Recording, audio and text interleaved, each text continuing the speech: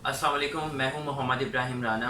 आज मैं आपको एक ऐसी पर्सनैलिटी के साथ मिलवाता हूं जो कि इस बात की ज़िंदा मिसाल है कि मेहनत और लगन से कुछ भी हासिल किया जा सकता है। इस माशरे में जहां पर नौकरियों का फुकदान है, इन्होंने ना सिर्फ ख़ुद अपने लिए ज़रिया रोज़गार तलाश किया, बल्कि उसके साथ साथ दूसरों को भी बेहद मौक़े फ़राहम किए रोज़गार के। तो मैं आपको मिलवाता हूँ वलीद अहमद सलीम साहब से, जो कि CEO हैं पनाश ग्रुप के। सर, सबसे पहले मैं चाहूँगा कि आप हमारे व्यूवर्स को ये बताएं कि पनाश क्या है और अपना एक ब्रीफ इंट्रोडक्शन दे दें। श्योर। अच्छा, स्टार्टिंग विद पनाश, हमने जब अपना काम शुरू किया था, when we started to build our brand, we need a name that is common, जो लोग आराम से बोल भी सकें, स्पेल कर सकें। तो चॉइसेस आजकल वैसे लिमिटेड हो गई हैं। जिस तरह बहुत अच्छे अच्छे वर्ड आते हैं, तहजीब हो गया, तमद्दुन हो गया, ज़र्क हो गया, इस तरह के नाम पहले से ब्रांड टेकन है।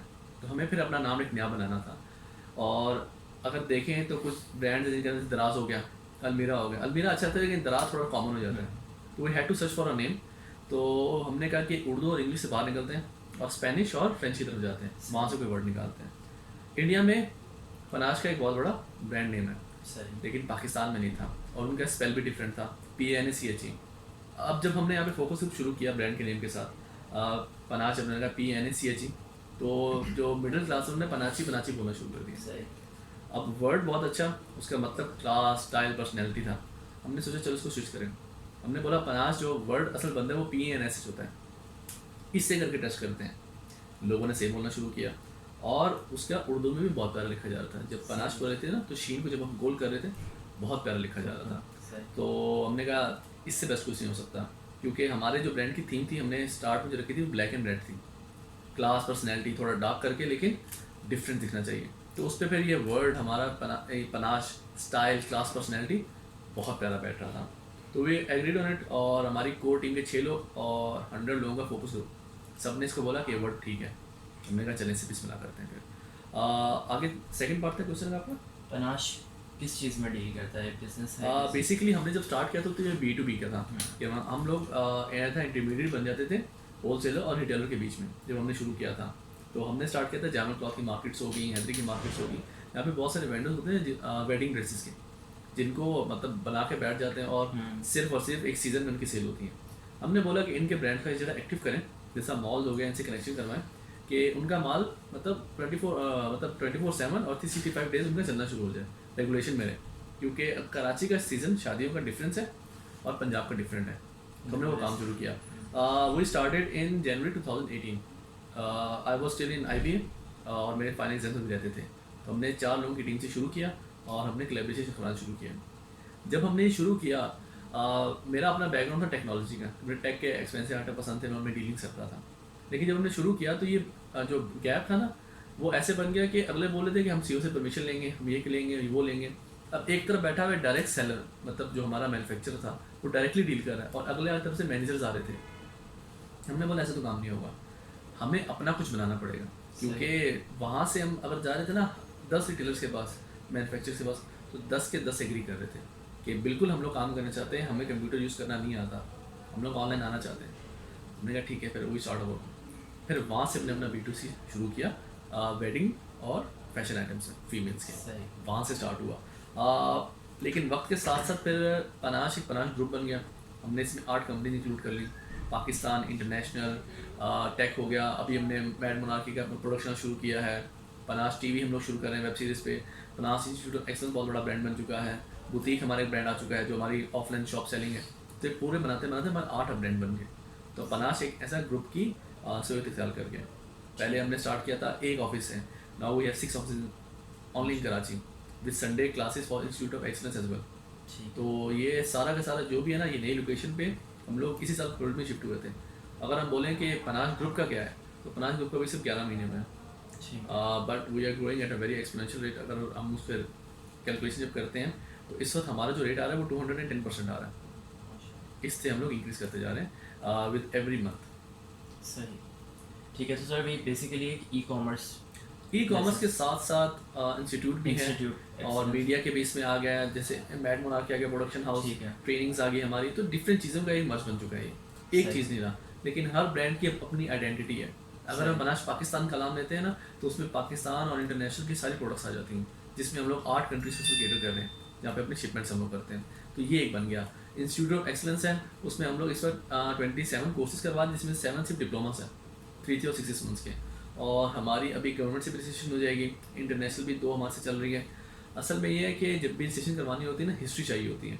हमारी हिस्ट्री अभी लंबी नहीं है, बट हमारा कंटेंट स्ट्रॉन्ग है, हमारी टीम स्ट्रॉन्ग है, हमारी लोकेशन स्ट्रॉन्ग है, और हमारे स्टूडेंट्स एग्री करते हैं करने के लिए। तो इसलिए फिर हमें से जल्दी अगले भी चाह रहे हैं कि हम लोग रजिस्टर हो जाएं। तो कोलैबोरेशन बन रहा है हमारा इंटरनेशनल के साथ। सर आपके पास ये आइडिया आया कैसे, कि आपने कैसे फील किया कि मुझे ये बिजनेस स्टार्ट करना है? देखो सीधी सी बात है, सर्विसेज पे सही। Pakistan is lagging in the service sector. सही। ठीक है, इफ यू टॉक अबाउट दराज और एनी टीमार्ट, टेलीमार्ट और any other brand, what the customer has to do, just go on their website and buy the item. जो मिला, जैसा मिला, ईंटें आ गई, पत्थर आ गया, क्या होता है। हमने सोचा कि यार कस्टमर इतना चीख रहा है और लोग सुन नहीं रहे, तो क्यों ना एक ऐसा ब्रांड बनाया जाए जो शुरू से लेकर एंड तक सर्विसेज को मॉडिफाई करके और पर्सनलाइज कर दें लोगों के लिए।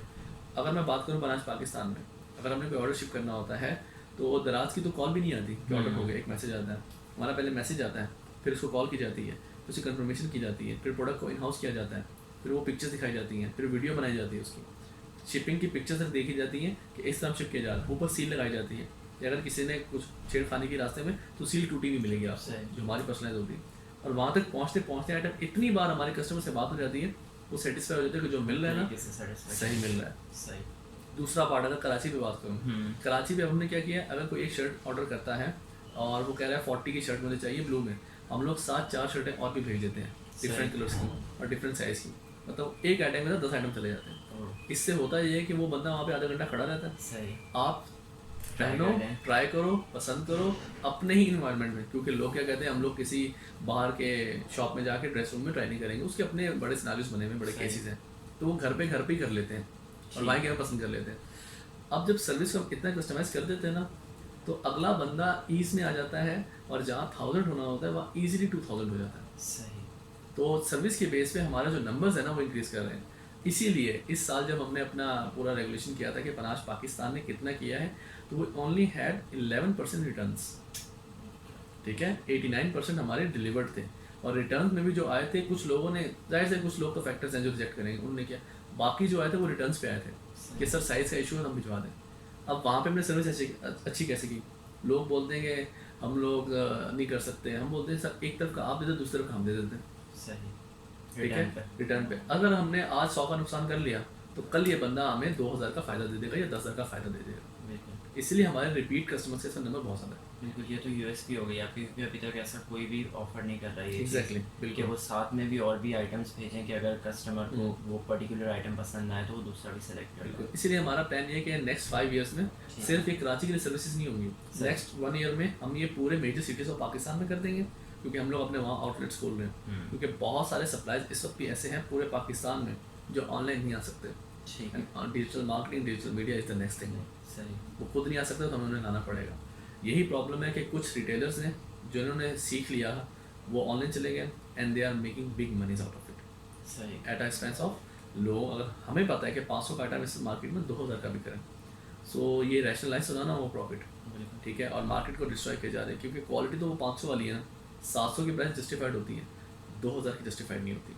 तो कस्टमर इसी वजह से पूरे ई कॉमर्स के मार्केट को बुरा बुरा बोलता है कि झूठे हैं, मकार है।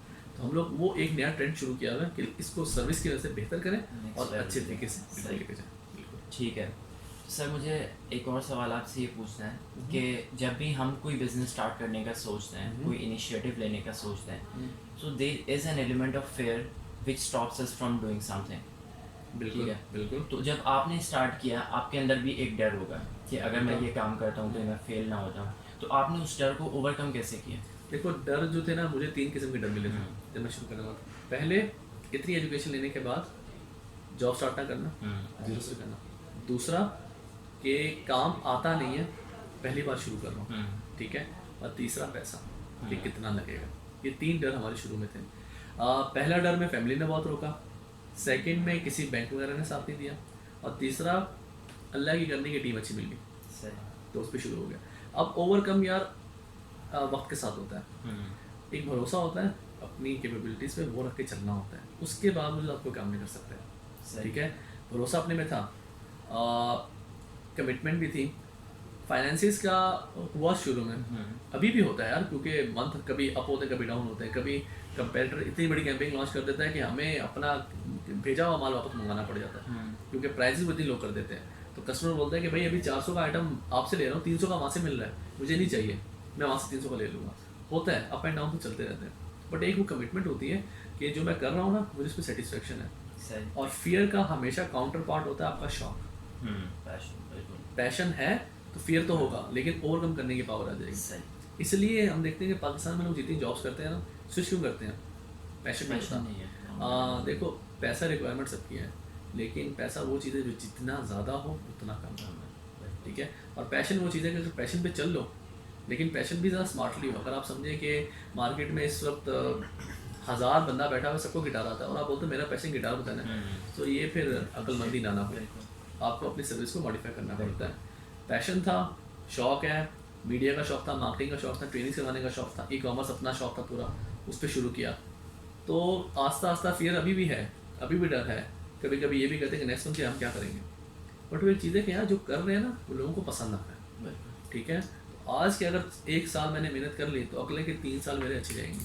तुम 3 साल मेहनत कर ली तो अगले 10 साल अच्छे जाएंगे। तो ये होता है कि टाइम के साथ प्लानिंग। और सबसे इंपॉर्टेंट बात, कोई भी बिजनेस जब शुरू करना होता है, मैं 1 बार नहीं, 2 बार नहीं, 3 बार बोलूँगा, प्लान प्लान प्लान। सही। ठीक है। लोगों को एक्सेल शीट यूज़ करना नहीं आता। एक्सेल शीट एक मैनेजर का टूल है, ठीक है। लोग सीईओ बनना पसंद करते हैं, मैं बोलता हूँ पहले ना इंटर्नी बनो, पहले मिट्टी छानो, फिर उसके बाद तो मैनेजर पे आओ, लोगों से काम कैसे करवाना, फिर तुम आगे बढ़ो कि डिपार्टमेंटलाइजेशन करो, डिपार्टमेंट्स बनाओ, फिर जब वक्त बन गया तो किसी दिन सीईओ बैठ जाना बन के, क्योंकि लोग डेजिग्नेशन पे डिपेंड करते हैं। ठीक है। तो सर अभी तक की जर्नी आपकी कैसी रही है? कोई मेजर अप्स एंड डाउन्स आए? यार ups and downs, social media ने हमें बहुत डिसअपॉइंट किया, सही। ठीक है। हमारे बिल्ड पेजेस जिन पे मॉनिटाइजेशन शुरू होने में थे, वो as it is straight forward बंद कर दिए गए, अच्छा। ठीक है, ब्रांडिंग की वजह से। और सोशल मीडिया पे नेगेटिविटी बहुत होती है, लोग आपको बहुत बार स्पैम करते हैं अगर आपका ऐड आता है, उससे हमें बहुत नुकसान हुआ। हमारे बने बने पेजेस बंद हो गए, लाखों की इन्वेस्टमेंट वहाँ बर्बाद हुई हमारी। लोकेशन पे शिफ्टिंग में हमें बहुत हुआ नुकसान, ठीक है। इसके अलावा अगर और मैं ऑप्शन डाउन करूँ तो टीम्स बहुत हैं। हमने एक टीम को ट्रेन किया जो कोर टीम हमारी बन गई थी, दे हैड टू स्विच, ठीक है। तो वहाँ भी बहुत प्रॉब्लम हुई है टीम्स करने में। तो फिर अल्हम्दुलिल्लाह हमारी प्लानिंग ऐसी थी कि हमने रेडी थे कंटिजेंसी प्लान के साथ में कि अगर ये जा रहा है तो पीछे कौन होगा उसके में। तो जो पीछे वाले लोग थे वो कमिटेड निकले, वो आज तक हमारे साथ हैं। तो अगर बचा भी हो ना इन सब प्रॉब्लम में, तो सिर्फ प्लानिंग की वजह से बनो। ठीक है सर। अच्छा सर, एक और चीज़ मैं आपसे ये पूछना चाहूँगा कि ऐसी कौन सा मोटिवेशन फैक्टर है जो आपको अभी तक जो है वो आपके अंदर है और आप उसी की वजह से चल रहे हैं अभी तक? यार अपने बिजनेस का एक ऑरा होता है, एक पर्सनैलिटी होती है जो आपके सामने दिख रहा होता है कि ये पनाश है, मतलब एक पर्सनैलिटी डेवलप करते हैं। ब्रांडिंग जब हमें करनी होती है, हम कहते हैं इस ब्रांड को एक शक्ल दो इंसान के, वो कैसा लग रहा है। वो जो मेरे सामने इंसान खड़ा है ना, वो वैसे सबकी हेल्प कर रहा है, सही, ठीक है, सबकी मदद कर रहा है, सबके लिए कुछ बेहतर कर रहा है। यार मुझे नहीं पता कि लाइफ का मकसद क्या है मेरे, लेकिन अगर मैं बेहतरी कर रहा हूँ तो इससे ज़्यादा खुशी मुझे कहाँ मिलेगी। सही। तो मोटिवेशन मेरा पैशन है और मेरी हैप्पीनेस है जो मुझसे मिलती है। सही है, काम से पैसा तो आ जाएगा, आज है कल नहीं है, परसों फिर है, ठीक। 10 जब फिर ना हो। तो money can not be the factor, it's the passion और वो विल पावर है, सही। ठीक है। तो मोटिवेशन मेरे लिए इससे बड़ी कुछ नहीं होगी इस बिजनेस में कि मैं जो बैठा हूँ मेरे लोग खुश हैं, मेरे स्टूडेंट्स खुश हैं, मेरे कस्टमर्स खुश हैं, इससे ज़्यादा क्या होगा। और वो भी सिर्फ और सिर्फ 11 महीने की मेहनत पे, इससे ज़्यादा मैं कहता हूँ और मोटिवेशन मेरी हो नहीं सकती कोई। ठीक है सर, हमारे यंग एंटरप्रेन्योर्स को क्या मैसेज देंगे आप? इस वक्त सब लोग कहते हैं कि गवर्नमेंट और टैक्सेस की वजह से बहुत प्रॉब्लम है, जॉब्स नहीं मिल रही। मैं कहता हूँ कि यार हम इंटरव्यू करते हैं लोगों का, उन्हें बेसिक सवाल नहीं पता। अगर उनसे कोई पूछे ना कि आपकी 3 वीकनेसेस क्या हैं, तो वो पता नहीं क्या उनसे ब्लंडर मारना शुरू हो जाता है। और सोशल मीडिया पे मैं एक चीज़ बड़ी देखता हूँ कि the boss is always bad and the employees are always suffering. लेकिन 9 to 5 की जॉब पे आप क्या चाहते हो, आपके साथ क्या किया जाए, ठीक है। आप मेहनत नहीं करना चाहते, नहीं करना चाहते, आप अपना टाइम इन्वेस्ट नहीं करना चाहते, आप अपना पैसे नहीं करना चाहते, आप बस चाहो कि घर पे लेटे और जेब में 1 लाख रुपए की सैलरी आ जाए। ये दुनिया ऐसी नहीं चलती, ठीक है। तो ये जो कॉइन का दूसरा हिस्सा ना, मुझे पहले मैं भी उस साइड पे था जब मैं जॉब कर रहा था, हाँ बहुत बुरा करते, अब जब इस साइड पे आ गए तो सब सामने आ गया कि सब बुरे नहीं होते, ठीक है, अच्छे भी हैं। आप जॉब करो, आप बिजनेस करो, लेकिन एक माइंडसेट बना के करो। ये जो करना शुरू कर रहा हूँ ना, पैर डाल दिया तो निकाल नहीं सकता, ठीक है। एक चीज़ जो मेरी है, जो मैं उनको बोलना चाहूँगा ना एंटरप्रेन्योर्स को, कोई प्लान बी मत रखो, सही। कोई प्लान बी मत रखो। सारी रखोगे, किश्तियाँ जला के चलो। अगर रखोगे तो वो दिन आएगा सही। जिस दिन तुम्हें प्लान बी यूज़ करना पड़ेगा। सही। वो दिन ही मत आने दो, क्योंकि बैक ऑफ द माइंड आपकी एक सोच बन जाती है कि यार अगर नहीं हुआ तो मैं सब आइटम बेचूंगा, ये पैसे इकट्ठा करूंगा, कोई नया बिजनेस डाल दूंगा। सही। लेकिन वो जो एक पॉइंट आ जाता है ना, जो आपका ब्रेकिंग पॉइंट है, जब आपको सब बेचना पड़ता है सही। और आपको पुरानी बातें याद आती हैं, दिमाग टूट जाता है। मेरे पे भी वो वक्त आया, ठीक है। एक टाइम पे मैंने भी कंटिन्यूसली प्लानिंग की थी, लेकिन वक्त के साथ समझ गया हूँ कि नहीं, अगर वो कर ली मैंने तो ये बिजनेस नहीं चल सकता। तो if you are keeping a plan B, you are doomed, ठीक है। और पैसा इतना ऐसे लगाओ कि तुम्हें ये भी पता हो कि ऑफिस के अंदर चीनी कितने की आई है, सही। वरना पेटी कैश आइटम्स इतने बड़े बन जाते हैं कि वो सैलरी से बड़ा पोर्शन होता है, सही। ठीक है। ये मेरे सप्लाई चेन के टीचर जिन्होंने मुझे सिखाया था ये बात, और आज तक याद है कि कार्ड निकल रहा है कि पेंसिल भी निकल रही है, उसका भी पता होगा ना तो बिजनेस कर पाओगे, वरना नहीं कर पाओगे। ठीक। Thank you so much, sir, for giving us Welcome. your precious time.